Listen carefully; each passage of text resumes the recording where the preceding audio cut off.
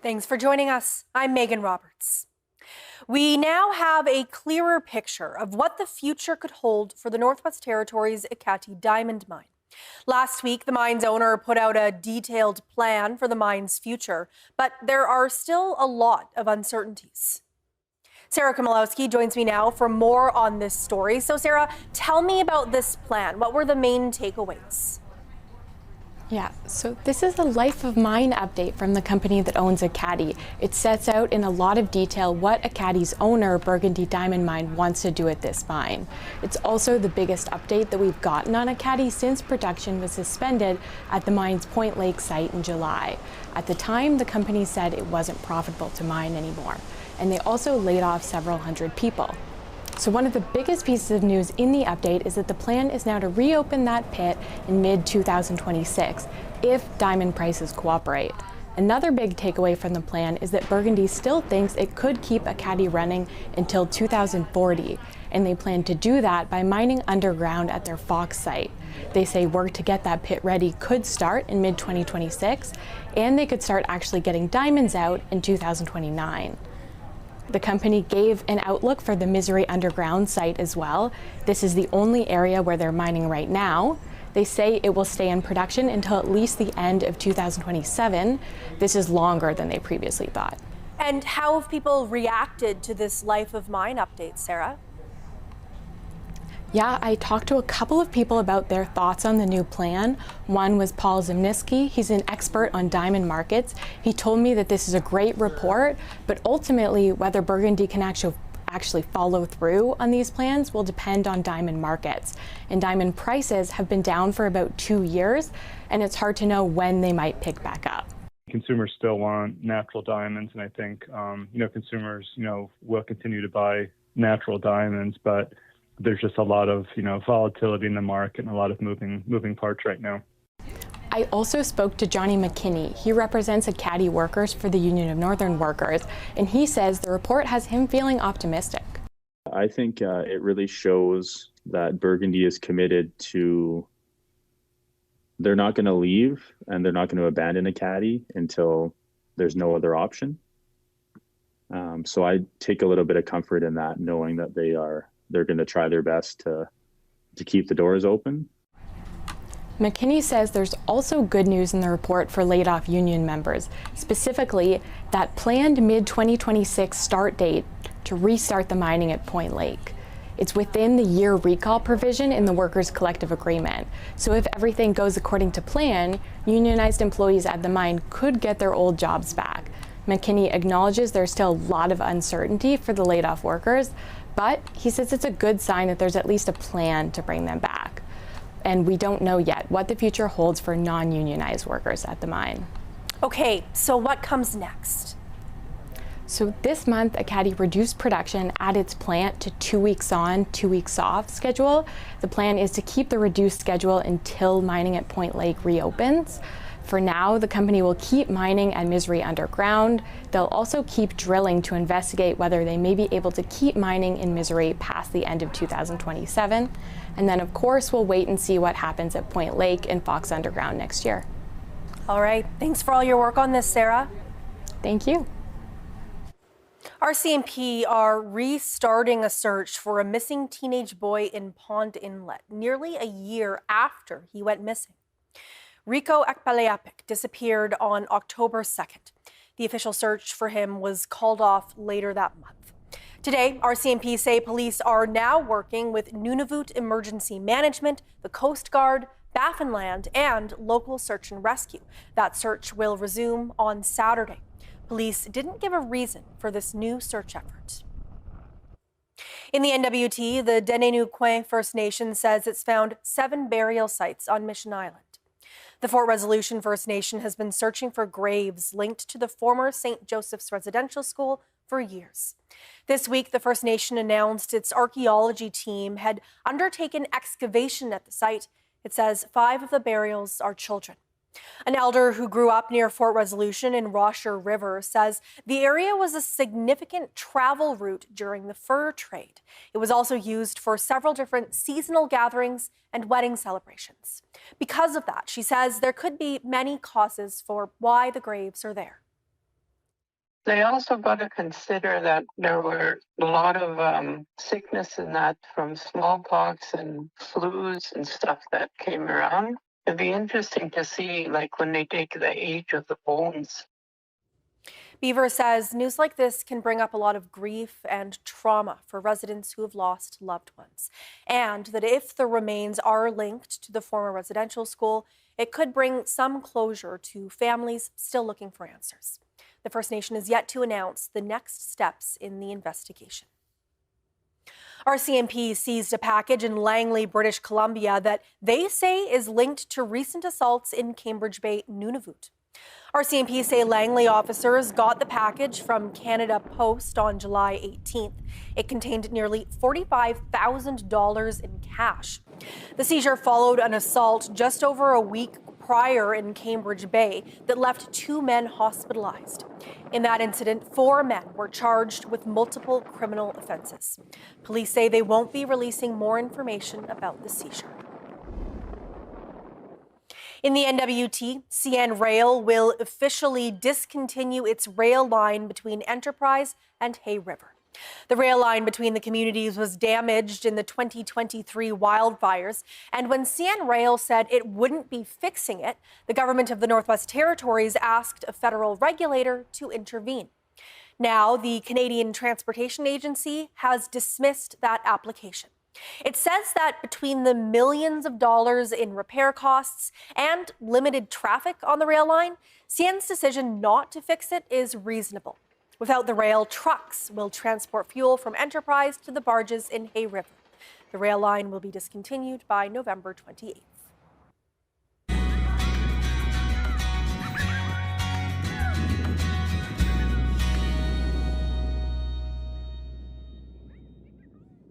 It's game time for young athletes across the country. The Canada Summer Games kick off today. Northerners are arriving in St. John's, Newfoundland to start their Summer Games journey, including the Henry sisters from Yellowknife, all 3 of them. I spoke to them and their father on Thursday ahead of the big trip.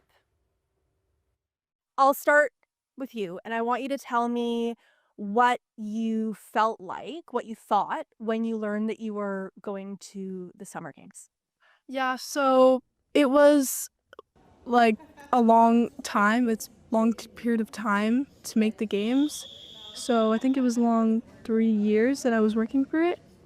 And it wasn't till February that I made it. So I had already, I guess, planned out everything that was going through. So I made 2 times in December, and it takes 3 to go. And I made my last one in February, and I was just pretty excited.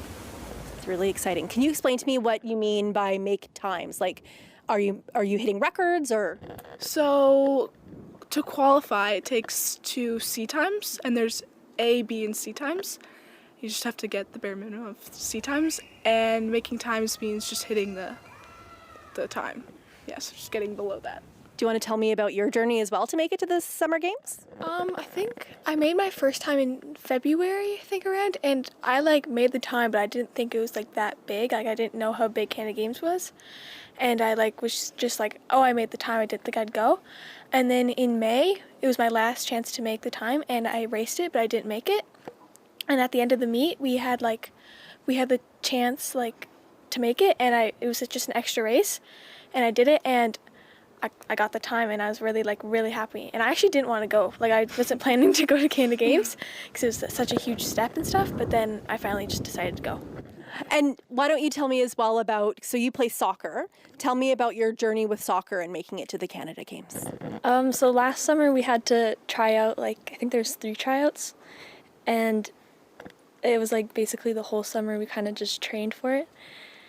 And our coach Manny's really dedicated to our sport, and he's been preparing every single time we have a big tournament. Last year was nationals, we just prepare for it the whole year. And so when I found out I was going to Canada Games and I had a year to prepare for it, I felt really dedicated. And you're kind of part of another team here because all 3 of you are siblings and you're all 3 going together to the games, which is pretty special and pretty unique. So I'll ask this to all of you, but I'll start here. What did it mean to go with your sisters? What does it mean for you? It means to work harder because I can't let them like do better than me. But no, it's just like it's really fun because we keep each other accountable. Like I drive them. I got my license this year, and I just drive them to a lot of their practices. I drive them, and then I like go because we have to do a minimum amount of runs each week. I go do a run and then come pick them up, and it's like it just keeps me accountable. For me, it was like I was really excited because like I've always looked up to them because they're like my older sisters and they've always performed really well, and then it just makes me feel like I'm as fast as them if I can go with them. Yeah. Yeah, so I already knew Bea was going because she found out earlier than us. But when I found out Lou was coming, yeah, I was really proud of her because I mean she's the youngest on the team, so kind of just it also makes a lot of things easier when you have your sister on your team. 3 of your daughters, which I believe is all of your daughters. It's all of our daughters, yeah. They're all going to the Canada Summer Games. Tell me about what you felt when all 3 of them were accepted to go to this event. Well, yeah, obviously proud of them. There is a great opportunity for them. They've worked so hard.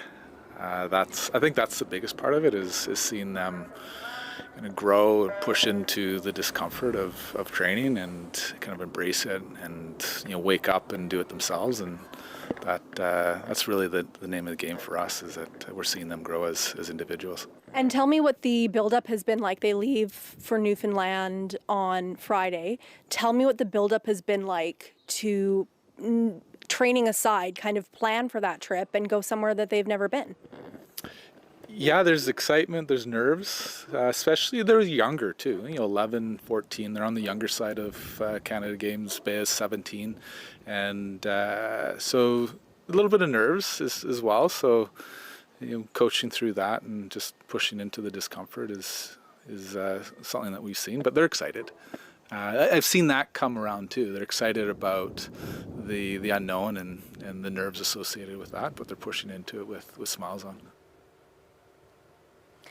The games go until August 25th. More than 4,000 athletes will compete over the next 2 weeks in St. John's. Those include 70 athletes from Nunavut, 130 from the Northwest Territories, and just over 200 from the Yukon. Nunavut's appearance at this year's Canada Games is full of milestones. TJ Deere tells us more about the athletes and the organizers trying to take home the gold. The largest delegation Team Nunavut has sent to the Games. 70 athletes are representing the territory in 4 sports, and for the first time, Nunavut is sending men's and women's basketball teams to play. The women's team was able to practice with the head coach of Canada's under-16 women's team. 16-year-old Leah Dimitrick of Team Nunavut said it was a great experience. She taught us a lot of cool things and she showed us things I didn't really know, and it was a really fun practice.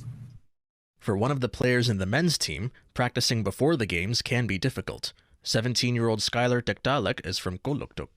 Just training without any coaches is pretty hard from where I come from because we have no coaches back at home.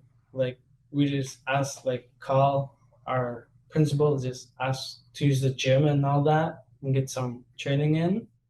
And for some competitors, the games are a family affair, but not all of those family members may be on the same team. Rob Toman is coaching and managing Team Nunavut's men's teams. His daughter Madeline is playing indoor and beach women's volleyball for Team PEI. Speaking with CBC Radio's Weekend AM, Madeline said her entire family will be cheering for her when she plays. They're already cheering for me through my text messages when I tell them I'm finishing practice and on to the other practice, so I think I got pretty good chances. PEI and Nunavut are set to face off on Sunday morning at 10 a.m. Eastern. And tomorrow night, the opening ceremony begins at 5:30 p.m., starting 2 weeks of competition. TJ Deere, CBC News, Iqaluit. In the Yukon, Dawson City's new recreation center project has been a major topic of discussion for years. Now there's an official opening date in sight and a groundbreaking celebration next week. The new recreation center will be built at the intersection of Dome Road and the North Klondike Highway. The center is slated to open in the spring of 2028. That's according to the town's chief administrative officer. Amenities will include a walking loop, an indoor play space, a skating rink, curling sheets, and a multi-purpose area. Once completed, the facility will replace the aging recreation center. From this point to the end of the construction year, it'll be site preparation focused to get the building site itself leveled and up to height and the right type of gravel and compacting, all that type of thing. And then next year, construction itself on the building will start. The federal and Yukon governments are putting $63.9 million toward the build, with the territory adding $8.3 million for site preparation. The Iqaluit City Council says young people will be able to swim for free at the city's aquatic center. Council voted to waive pool fees for youth under the age of 18 at a meeting this week. It's all in an effort to promote physical and mental health for young people. One city councillor says it's important to help youth get involved in recreational activities. I'd like to see this expanded into the lesson space as well, when it comes to swimming lessons, to the life-saving skills, and future lifeguard trainings that we're able to provide. Anything and everything we can do for youth to remove economic barriers. Around $29,000 was generated from youth who used the center in 2024 through drop-in passes, monthly passes, and annual memberships. The city says that's a meaningful amount, but the long-term benefits for youth having access to the pool are more important. A career, a pathway to your future, and CBC is offering you the first step. Indigenous Pathways is a development opportunity for budding First Nations, Inuit, and Métis journalists. For details, visit cbc.ca/pathways. Take a voyage with me to the vast, remote, most extreme place on Earth. For many, this will be a once-in-a-lifetime experience. Where the effects of climate change are intensifying. The poles are a very rapidly changing place. And geopolitical cracks threaten peace and stability. Do you think there's a security concern? I definitely do. Experience the historic all-Canadian mission. CBC in Antarctica. Watch free on CBC Gem. Want to get the most out of CBC News? Use the app or cbcnews.ca for live breaking news on the stories that matter to you. Whether it's local, national, or around the world, turn to CBC News. Although the NBA currently is flooded with Canadian players, this was not a reality. A new immigration law. This story is directly tied to all of those families who made a brave choice to come to this country. My favorite word. Tariff! How seriously are you taking this threat? It's the uncertainty that's the biggest issue. Canada, we got you. Elbows up!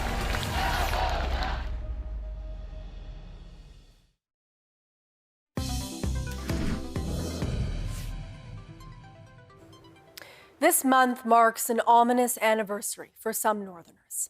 It's been 80 years since the U.S. military dropped a nuclear bomb on the Japanese city of Hiroshima, destroying the city and killing 140,000 people.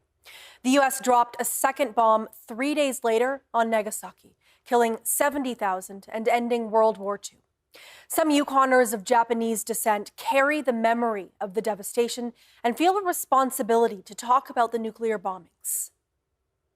A lot of people who are living peaceful living these days in a peaceful society, like Canada, as it is now, but a lot of people don't realize it might change overnight, and the danger is just lurking all over, really. And we have to do something. And what we can do, maybe just a little tiny things. But I think it's very important that we just remind to each other that we have to face the reality that danger is there, just around the corner. So we have to do something to keep this world in peace, and so that we don't get into the war. Any serious conflict can lead into much more serious war. The Third World War. The Japanese Canadian Association of Yukon will commemorate the anniversary this Sunday at the Whitehorse Public Library. This week, Yukon First Nation Wildfires held its first ever Women on Wildfires training program. The course gives women and gender diverse people a chance to try out the training and equipment involved in wildland firefighting. The CBC's Isabella Calisi went down to a pump training session just outside of Whitehorse earlier this week and spoke with some of the participants. 3, 2, 1, go. This is the Women on Wildfires training program in action beside the Yukon River. As part of their training, participants are running through a common setup Yukon First Nation wildfire crews would use in the field. Half the crew helps prep the pump with water, while others run the hose line, clamp the pressure, and aim the water from the high-pressure hose. Yeah, I think a lot of minorities, so especially women and queer people, they feel maybe a little bit intimidated by the male-dominated nature of wildland fire. It makes it difficult to want to join a training program if you feel like not fully confident about, say, your fitness levels or your knowledge of small engines, even just basic outdoor stuff. According to a 2024 census by the Canadian Association of Fire Chiefs, only 12% of women in the country are firefighters. For gender diverse people, there is no data. I think we need a lot more opportunities for these safer environments to try things, to fail, to get a chance to see yourself in this role and also to see people who can model it for you. For me, seeing women and gender diverse people in the fire service was really inspiring and told me that maybe I can do that as well. There can be physicality obstacles too. Part of the official wildland fitness exam is to carry hoses and the pump all on your own. When dry, these items can weigh around 45 pounds each. A big portion of it as well is just teaching the women how to do these things, because we're not 6'6" and 200 pounds like all the other guys. Some of us are 5'2" and like 130. So it's just, how do we work around that, and how do we work with our bodies rather than against it? The program has secured funding for the next 3 years and will open up again next summer. Isabel Calisi, CBC News, Whitehorse. For 25 years, Students on Ice has made a major impact on young people across the country. The foundation organizes expeditions to the Arctic and Antarctic for youth. The CBC's Samuel Watt has more on what Students on Ice has meant to its participants and organizers. Not even storm clouds or wildfire smoke could dampen the spirits for this crowd of people. They're waiting to board a ship from Iqaluit to Greenland. Among those in line was Rankin Inlet's Riley Adams-Lachance. She's joining the expedition with Students on Ice. I'm so excited. I can't wait to see all the wildlife and ice caps and just how the land is formed up there. For 25 years, Students on Ice has offered young people from 53 countries a chance to experience the Arctic and Antarctic. At the heart of those expeditions is education about culture and the planet we live on. People pay millions of dollars to come see this, and I'm sitting here having a meal with my friends. For Inuvik's Mattia Gillis, her 2018 trip was an eye-opener. They had kids from Nunavik, Nunavut, Nunatsiavut, and Greenland all speaking like their languages. They couldn't speak perfectly, but they were able to understand each other. She says that inspired her to learn more about her native language, Inuvialuktun, and it's helped her form lifelong connections. That expedition also left a big impression on Inuvik's Kata Kunut. She's a climate researcher now. She still vividly remembers stepping on Greenland's ice sheet. She watched in awe the effects of climate change from another part of the circumpolar world. To feel the water, to witness that location, to see the site of a manifestation of planetary change. Helping young people build connections and dream big is what founder Jeff Green says he set out to do 25 years ago. You know, big dreams, writing books, going off to school, starting organizations, becoming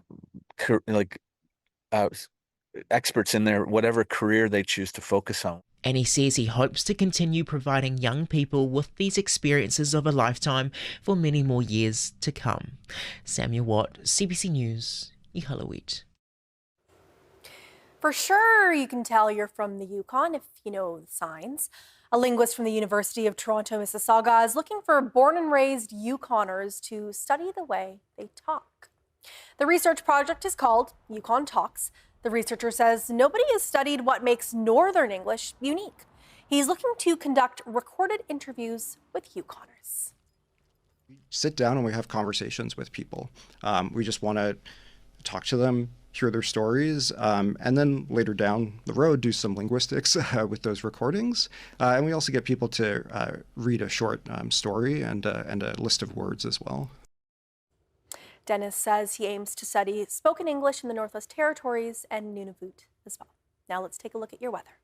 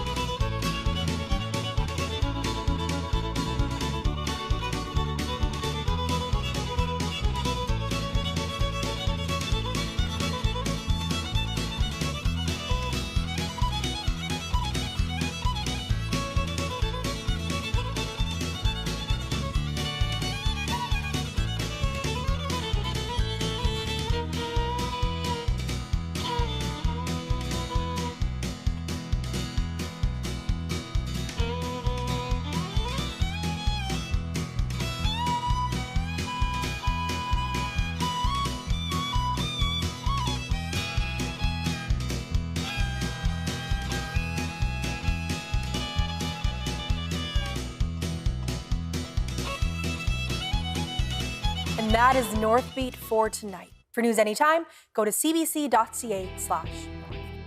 Thank you for watching. I'm Megan Roberts. Have a great weekend.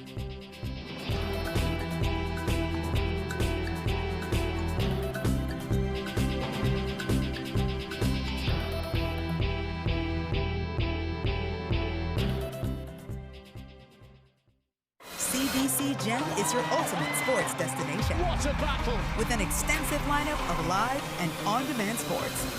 Follow your favorite Canadian athletes and international stars wherever and whenever you want. From slam dunks to hammer spikes, the world's fastest sprinters to the fastest growing sports. What a bend on that! Wow, beautiful. Textbook. That was utterly extraordinary. The real deal. I cannot believe it. A world of sports, one home. CBC Gem. Teenage boys and teenage girls in the same school. A churning sea of hormones that threatens to drown us all. Well, not on my watch. Go Hooters! Want to get the most out of CBC News? Use the app or cbcnews.ca for live breaking news on the stories that matter to you, whether it's local, national, or around the world. Turn to Hi there, Canada. The funny, not so funny thing about the world right now is the thing you maybe didn't see coming. My favorite word. Tariff! Minimum 10% tariff on all imports. We're already hearing about layoffs. He is trying to break us. So you have questions. How should Canadians be preparing for that next trip? How seriously are you taking this threat? How is Hamilton bracing for tariff impact? And while your elbows have been up, elbows up! For us, it's the sleeves rolled up. Because you need answers. Our journalists countrywide and all over the world are on the case. Canada, we got you.